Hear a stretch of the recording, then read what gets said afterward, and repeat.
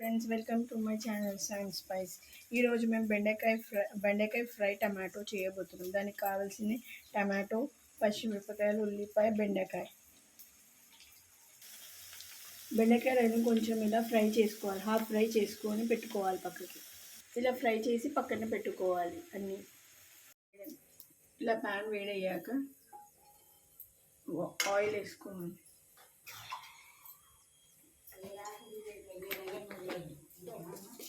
కొంచెం జీలకర్ర,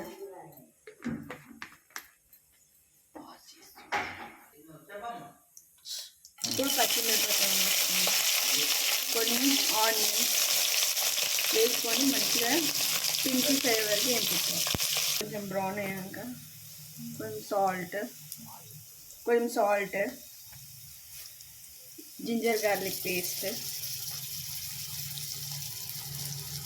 పావు స్పూన్ హల్దీ వేసుకొని బాగా వేపుకోవాలి.